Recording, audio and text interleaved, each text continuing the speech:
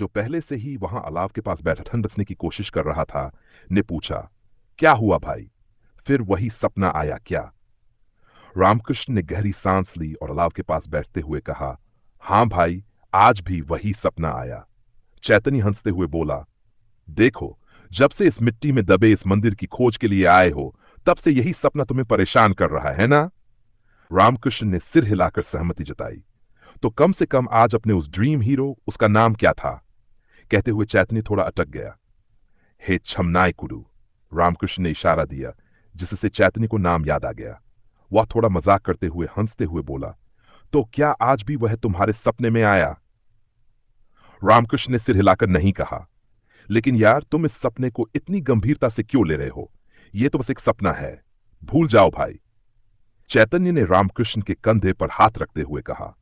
रामकृष्ण ने चैतन्य की ओर देखते हुए कहा, नहीं भाई, यह सपना जब से मैं यहां आया हूं, लगभग हर दिन आ रहा है। मुझे लगता है कि इस सपने का इस जगह से कोई न कोई संबंध जरूर है। यह कहते हुए वह उठ खड़ा हुआ और अभी तक पूरी तरह मिट्टी से बाहर नहीं निकाले गए मंदिर की ओर देखने लगा। चैतन्य ने सोचते हुए कहा, अब कोई फायदा नहीं है, और विषय बदलने की कोशिश करते हुए पूछा, आज क्या खास है? अरे, क्या खास होगा? रोज की तरह जब मजदूर आएंगे तो इस मंदिर पर जमी मिट्टी को सावधानी से हटवाना होगा, रामकृष्ण ने जवाब दिया।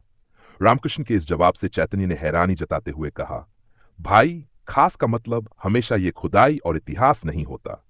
कभी बाहरी दुनिया भी देखो, वहां भी बहुत कुछ खास होता है, उसने मजाकिया अंदाज में कहा। रामकृष्ण भी मुस्कुराते हुए बोला, अब क्या पूछना है, सीधे पूछो चैतन्य।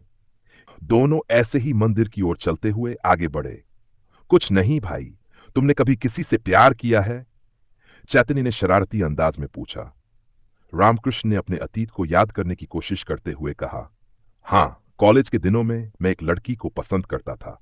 फिर उसके बाद क्या हुआ? चैतन्य ने उत्सुकता से आंखें बड़ी करते हुए रामकृष्ण के चेहरे की ओर देखा। रामकृष्ण ने चैतन्य की ओर देखे बिना मंदिर की मूर्तियों की ओर देखते हुए कहा, अरे क्या होगा? मैंने उसे बताने से पहले ही हमारी पढ़ाई खत्म हो गई, फिर उसकी शादी भी हो गई।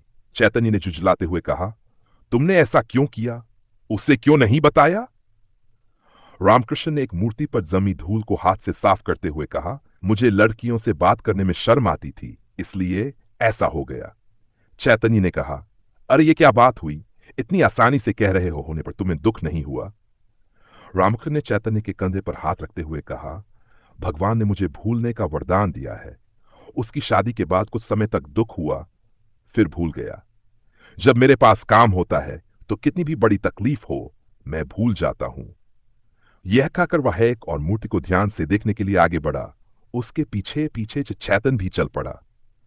दोनों ऐसे ही आधी मिट्टी से बाहर निकाले गए मंदिर में घूमते हुए कुछ समय तक हल्ती करते थे। तब तक सुबह हो चुकी थी। मंदिर की मिट्टी साफ करने वाले मजदूर उस दिन भी वहां आ गए। उनके आते ही रामकृष्ण ने उन्हें मूर्तियों को नुकसान पहुंचाए बिना मिट्टी हटाने के निर्देश दिए।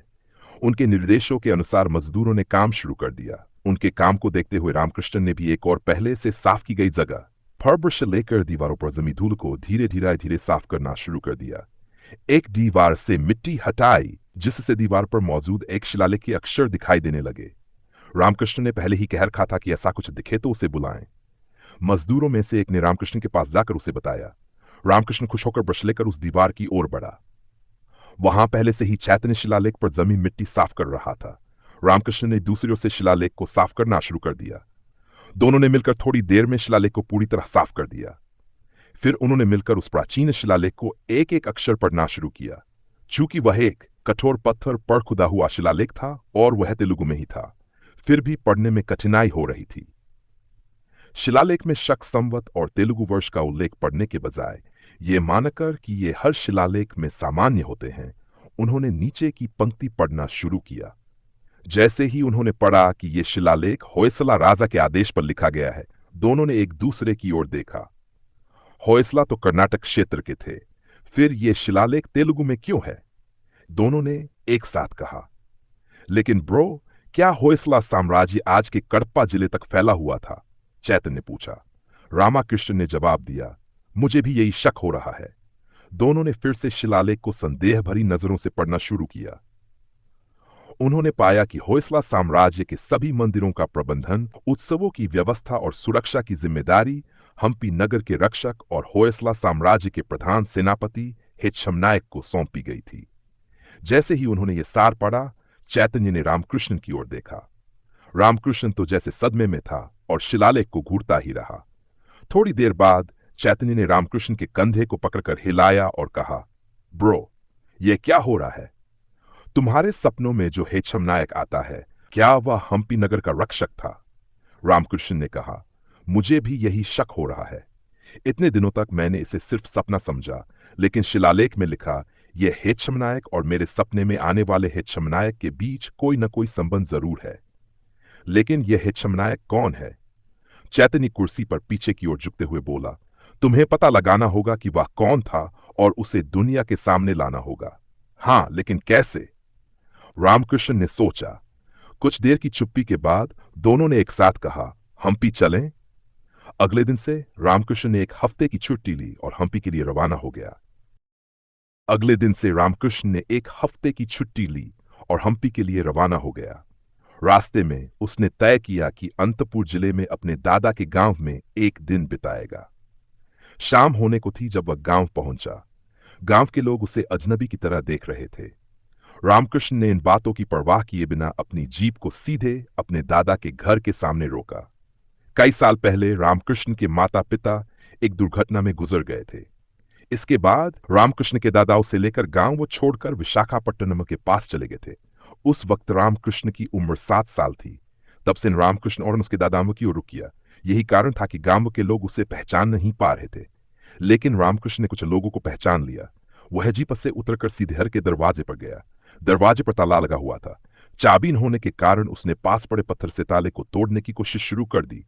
तभी कुछ गांव वाले जो उसे देख रहे थे उसके पास आ गए और पूछा, तू कौन है रे? ताला क्यों तोड़ रहा है? उनकी कड़क आवाज सुनकर रामकृष्ण थोड़ा आहत हुआ, लेकिन उसने शांत स्वर में कहा, मैं इस घर के मालिक वेंकटस्वामी का पोता हूं। मैं बस इस घर को एक बार देखना चाहता हूं। चाबी नहीं है, इसलिए ताला तोड़ रहा हूं। रामकृष्ण की बात पूरी भी नहीं हुई थी कि किसी ने कहा, तू वेंकटस्वामी का पोता है? अब तक कहां था? कैसे था? तेरे दादा कैसे थे? उससे जवाब मांगे बिना ही लोग सवाल पर सवाल पूछते जा रहे थे। कुछ और लोग उसके पास जमा हो गए और वही सवाल बार बार पूछने लगे।